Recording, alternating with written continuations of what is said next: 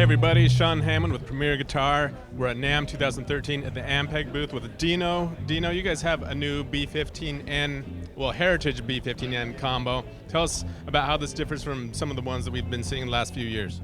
Well, the ones we issued the last couple of years were, the first year we issued them, we only issued 50 units. Those are all, hand-wired, point-to-point wiring. They were signed off by Jess Oliver, the original inventor of the B-15, so they've actually become collector's items. Last year we introduced another 100 that were for global use. We were able to sell them throughout the world. This year we're offering 250 of the new B-15 Heritage B-15Ns. The big difference is, first of all, we brought the cost down on a lot of these in a lot of areas of the amp. The main differences are, as you can see, the chassis is now powder coated black, whereas the previous B-15s were all triple plated chrome plating, and that was an immense expense in manufacturing these amps. The other big change in this B-15 is it's a PC board base versus a hand-wired point-to-point turret board, which, as we all know, is labor-intensive in building.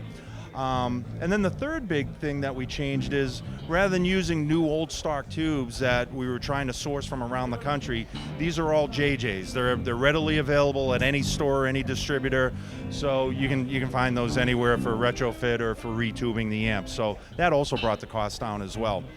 But these are still being, they're all designed and assembled up in Woodinville, Washington in our custom shop. And we're doing 250 of them for everybody this year.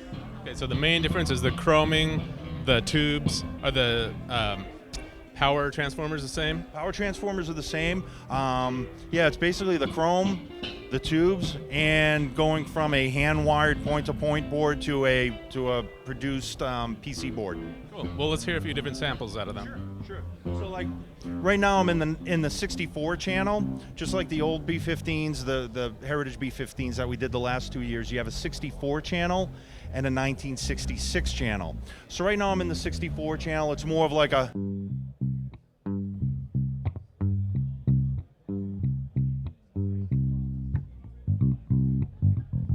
that old Motown sound. I could switch over to the 66 channel, and I'm going to have more of like a Southern California Phil Spector type, the Wrecking Crew type sound,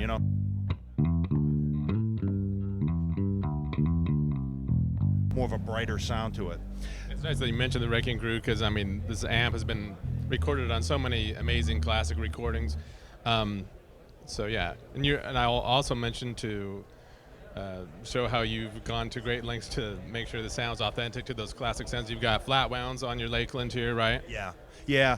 My Lakeland, actually, in the last year or so, a lot of players know me as a slap player, and I started using flat wounds with a passive bass, and a lot of guys that I work with have said, wow, that's kind of like the sound that we've been looking for, and what are you doing next week?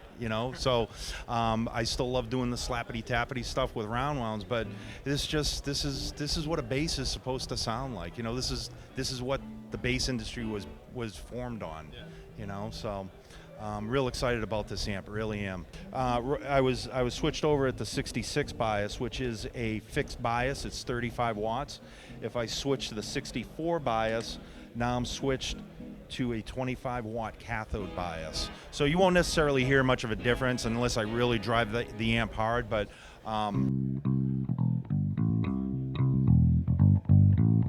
so 25 watts versus 35 watts really isn't that much of a difference in terms of what you're going to hear tonally.